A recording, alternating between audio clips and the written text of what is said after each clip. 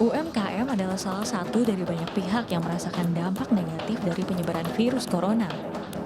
Berbagai kebijakan diterapkan pemerintah untuk menyelamatkan UMKM, seperti restrukturisasi kredit, relaksasi pajak, hingga peningkatan porsi kredit usaha rakyat.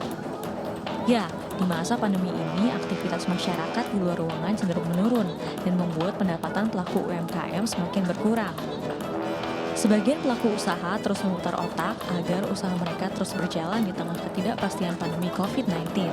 Mereka mulai merasakan kesulitan dalam menyeimbangkan arus kas dan memenuhi kebutuhan operasional produksi. Sebagian UMKM bahkan sudah berada di ambang kritis dan merugi. Namun sebagian yang lainnya malah menikmati perolehan omset yang meningkat, seperti penjual masker dan pengusaha budidaya tanaman. Selengkapnya akan kita bahas dalam Indonesia Bicara.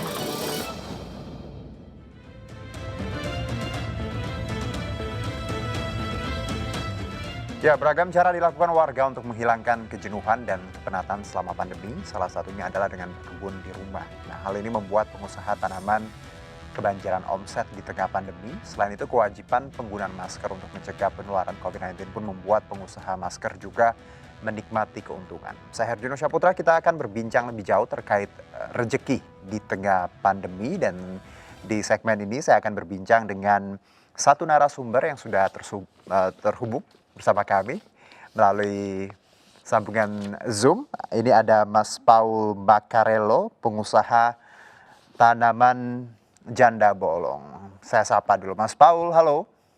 Halo. Selamat malam Mas Paul. Selamat malam. Apa kabar? Baik, baik. Sehat ya?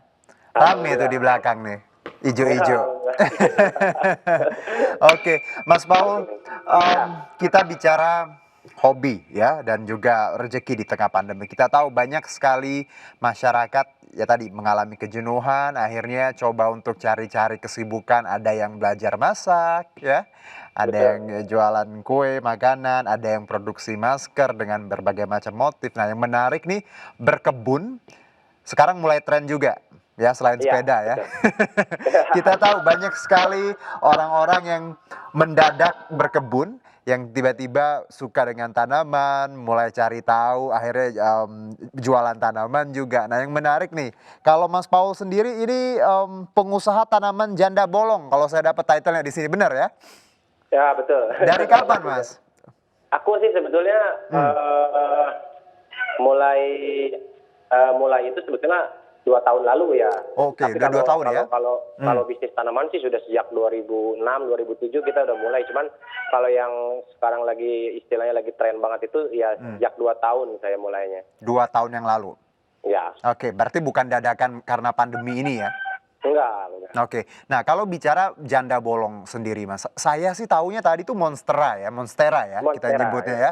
Karena ini tanaman yang memang yang tadi ada bolong-bolongnya seperti itu. Kalau di luar negeri yang saya tahu ini disebutnya Swiss cheese plant something, karena bentuknya seperti keju Swiss bolong-bolong ya. Kalau kita nyebutnya janda bolong. Nah, kalau Mas Paul sendiri, banyak mungkin yang masyarakat masih belum tahu janda bolong ini apa sih Mas sebenarnya? Ya, sebetulnya janda bolong itu untuk sebutan tanaman di daerah, di lokal lah gitu, daerah kita, terutama orang Betawi sih kalau nggak salah dulu yang bilang namanya janda bolong. Oke. Jadi janda bolong itu salah satu varian monstera, nama latinnya Monstera adansonii. Gitu. Ya memang dia bolong, dia lebih mini ya, lebih kecil. Lebih mini dari monstera. Dari yang monstera yang besar itu gitu. Oke. Baik. Kemudian yang sekarang lagi mahal itu gara-gara ada namanya varigatanya. Jadi varigata itu kelainan gen warna. Oh iya, ini yang saya juga dengar karena kan warnanya beda ya. Itu 1 berbanding berapa gitu. Itu lebih mahal ya Mas ya? Ya, itu jauh lebih mahal. Nilai kelangkaannya itu justru yang jadi mahal gitu. Oke. Nah Mas, kalau bicara Anda dari 2 tahun yang lalu sampai sekarang, dulu memang sudah jualannya janda bolong atau memang macam-macam tanaman sebenarnya? Tapi sekarang karena janda bolong lagi hype, naik daun, banyak permintaan. Betul. Jadi awalnya kita sih jualannya namanya aroid ya. Aroid itu kumpulan dari tanaman-tanaman Araceae ya. Jadi ketika 2 tahun lalu itu saya mulai itu ada permintaan dari luar ya, dari Korea Selatan waktu itu. Kenapa ini menjadi rame, harganya menjadi naik apa segala macam, karena ada permintaan ekspor itu gitu. Awal-awalnya sih. Awal-awalnya karena permintaan ekspor tadi ya. Dan tapi juga pas saat pandemi, terus saat PSBB, saya pikir situasinya akan down gitu ya, turun, akan drop gitu. Ternyata di luar dugaan situasinya malah lebih lebih banyak peminatnya gitu. Alhamdulillah ya. Ya, Jadi rezekinya selama pandemi ini malah ya tadi, karena kita tahu bahwa tren berkebun juga naik kan selama pandemi. Betul. Karena orang banyak di rumah, Mas. Betul. Ya. Nah, Mas, kalau bicara sebelum dan setelah pandemi, kalau Anda melihat tadi bahwa dulunya janda bolong ini tidak semahal yang sekarang ya, atau seperti apa ya. sih? Tidak semahal. Ini kita bicara yang misalkan yang tidak varigata aja, cuman 5.000 perak, 10.000 perak gitu kan. Mungkin kalau sekarang pas rame mungkin sudah ratusan ribu itu yang tidak varigata. Okay. Nah, kalau yang varigata itu kebetulan 2 tahun lalu aku dapatnya malah dari Jepang, temanku bawa dari Jepang. Itu cuman berapa ya? 3 pohon itu cuman 8,5 juta waktu aku beli itu. Oke. Dulu itu. Oke, jadi buat pemirsa yang mungkin bertanya tadi apa itu varigata, ini adalah kondisi daunnya yang agak belang. Jadi kalau kita lihat janda bolong ada warnanya agak-agak hijau dan kekuningan, ini karena daunnya ini kekurangan klorofil ya, Mas ya. Jadi bukan belang karena terjemur matahari ya. Iya, kelainan genetik. Dan ya. ini kelainan genetiknya 1 berbanding 100.000 tanaman. Itu kenapa harganya mahal ya, Mas? Iya, betul. Oke, nah kalau untuk varigata sendiri, Mas, harganya untuk saat ini di kisaran berapa? Di kisaran mungkin kalau aku sih beberapa kali jual itu ukuran 3, 4, 5 daun itu sampai 90 juta. Aduh. Ya, di sini itu. Ada yang beli ya, Mas? Ada, saya sudah beberapa kali jual itu. Aduh, luar biasa, 90 juta itu untuk yang tapi kalau yang janda bolong yang biasa gitu, itu ada di kisaran berapa untuk saat ini? Kalau yang hijau-hijau itu mungkin sekarang ya sekitar 100.000 kali ya. Oke. Mungkin kalau sekarang. Oke, Mas, dari 2 tahun yang lalu sampai sekarang setelah pandemi ternyata omset tadi Anda melihat bahwa tadi yang sempat mikir akan down ternyata naik. Anda melihat bahwa janda bolong ini dulu kenapa sih, Mas, sempat kepikiran gak sih bahwa janda bolong ini memang akan naik gitu? Saya sih ya dari dulu taunya Monstera memang agak mahal, tapi nggak akan tahu bahwa akan ada namanya janda bolong seperti sekarang dan harganya mahal. Anda udah prediksi nggak sih sebenarnya ada ginian? Ya, kalau saya karena istilahnya saya salah satu memang pebisnis, penghobi gitu ya. Jadi justru nama janda bolong itu yang menjadi analisa saya bahwa ini kok namanya unik, karena saya sendiri tadinya kan nggak tahu juga.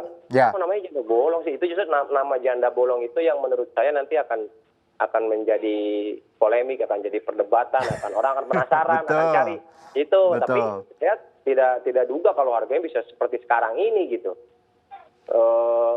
Saya pikir nggak mungkin deh harganya sampai puluhan juta itu, saya pikir gitu. Awalnya. Oke. Dan sekarang alhamdulillah dapat rezeki lah, Mas ya.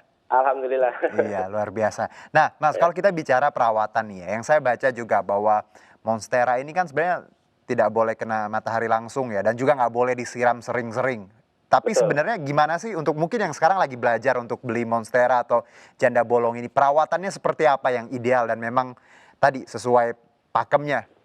Ya, sebetulnya kan secara keseluruhan Aroid atau salah satunya misalnya Monstera itu memang dia tidak begitu suka air terlalu banyak, kemudian dia juga mataharinya low aja ya, sedikit aja sih. Makanya kenapa banyak yang suka, karena ini yang bagus itu malah di dalam ruangan, depan teras, kayak gitu kan. Itu dia malah jauh lebih bagus ketimbang yang langsung direct sama matahari itu gitu. Oke, jadi emang kita tidak boleh langsung direct matahari dan juga tadi nggak boleh disiram sering-sering ya? Iya, nggak. Berarti itu satu hari gimana tuh? Paling seminggu 2 kali lah. Oh oke, paling seminggu 2 kali disiram. Betul. Jadi dia tipikal tanaman indoor ya sebenarnya ya? Tanaman indoor sebetulnya, tanaman indoor dia. Terus ada treatment apa, Mas, yang mungkin rahasianya atau apa yang mungkin tips mungkin dari Anda untuk kita yang baru merawat janda bolong atau Monstera ini? Ya paling itu aja sih, jangan terlalu sering siram. Oke. Terus jangan kalau di dalam ruangan itu media tanamnya tidak usah terlalu banyak atau potnya tidak usah terlalu besar sih, gitu aja Oke. sih paling. Oke, jadi sebenarnya malah ini tanamannya kalau kita bilang dengan kata gampang, gampang ya Mas untuk dirawat ya? Gampang, sebetulnya Aha. mudah Hmm. dirawat. Baik. Nah, kalau bicara juga, saya baca juga sebelum kita live ini, katanya ini agak beracun ya kalau untuk getah ya, bisa bikin ya tadi alergi atau apa. Nah, Anda benar ini Mas bahwa ini juga untuk anak yang punya anak-anak atau mungkin yang punya hewan ya peliharaan untuk harus agak hati-hati. Jadi tidak boleh eh, patah atau apa getahnya kena kita atau seperti apa? Enggak sama sekali. Jadi Enggak, tidak beracun dan tidak tidak, tidak ada yang harus dihindari seperti itu ya? tidak ada sama sekali. Oke, nah Mas, kalau kita bicara hype-nya janda bolong ini, dari Anda kan juga pencinta tanaman ya, dan Betul. sudah jualan dari 2 tahun yang lalu. Kenapa sih Mas orang sekarang tergila-gila dengan janda bolong ini? Apa spesialnya janda bolong sampai harganya tiba-tiba meroket gitu? Ya kalau saya lihat sih lebih ke fenomena, jadi apa ya, Hmm, dunia teknologi yang sudah semakin pesat, gitu. Oke. Orang mudah mendapat informasi dengan cepat gitu kan. mhm, Terus kemudian tren, terus ya memang ya yang terutama yang varigata itu memang cantik ya, dia Ya. perpaduan warnanya apa segala macam cantik, dan kemudian juga ini karena bukan di Indonesia aja, jadi dari seluruh dunia ini masalahnya. Jadi hmm, orang Indonesia kan pasti kalau yang lagi tren itu kan following trendinya masih banyak gitu. Jadi saya pikir ya karena situasi seluruh dunia sih sekarang ya penghobinya itu, gitu. Oke. Nah, kalau kita lihat sendiri Mas, animo masyarakat sendiri. Kalau Anda lihat akhir-akhir ini, yang Anda rasakan Mas, kira-kira peningkatan omset ini berapa persen dari yang biasanya? Waduh, maksudnya sampai istilahnya sampai apa ya? Kita sampai benar-benar Hmm. nggak kuat lagi kita terima ordernya, apalagi untuk ekspor ya. Kalau ekspor itu Aduh. aku sudah sampai nggak kuat lagi kita supply karena kaitan dengan stoknya yang sudah tidak begitu banyak gitu kan. Kita mesti perbanyakan lagi, kita mesti apa istilahnya cari barang lagi atau segala macam. Kalau omset sih mungkin wah sudah hampir berapa ribu persen kali kenaikannya. Aduh, alhamdulillah. Ya alhamdulillah. Tapi Jangan lupa terutama Mas, saat iya pandemi. ditabung loh, investasi loh lagi pandemi loh. Ya pasti Iya, tabung, beli Mas. properti bisa. Ya sudah, aku sudah. Oke, nah tadi Anda, Mas Paul menyebutkan ekspor. Ini ke negara mana aja yang paling jauh dan yang paling banyak permintaannya tadi dari mana? Korea atau seperti apa? Pertama kali Korea tuh, kemudian itu akhir 2018 kalau nggak salah Korea. Oke. Kemudian kita preparing lagi karena waktu itu akhir tahun salju kan, di sana kan musim dingin kan, kita pengiriman berhenti. Kemudian kita preparing lagi untuk tahun depannya. Nah ternyata yang pesen bukan Korea aja, kemudian malah Amerika tuh 2019 itu, Amerika dan Kanada itu yang paling banyak permintaannya. Oke, jadi Amerika, Kanada, dan juga sampai Korea Eropa, tadi ya. Padahal kita tahu ya iya. pemirsa bahwa sebenarnya aslinya tanaman ini ya dari Plant of the World dikelola Royal Botanic Garden Kew ini saya baca ini katanya dari Amerika Tengah ya Mas ya, dari Iya, semuanya Meksiko, Panama, Kolombia, Venezuela sampai Brazil. Jadi memang ini bisa hidup di negara-negara tropis termasuk Indonesia. Makanya kita berkah sih Mas ya. Untuk kita membudidayakan karena memang iklimnya hampir sama dengan Amerika Latin tadi. Nah, kalau bicara menentukan harga, nih, Mas Paul, apa yang di klasifikasinya deh, Mas, untuk bisa kita menentukan harga bahwa oh ini segini harganya dari bolongnya kah? Atau tadi kalau kita tahu dari warnanya tadi yang belang agak lebih mahal atau seperti apa? Ya, kalau untuk spek barangnya itu, tanamannya itu yang tadi warna variegatanya itu perpaduan antara warna variegata antara kuning, putih atau hijau itu merata masing-masing 50%. Jadi coraknya itu seperti apa ya?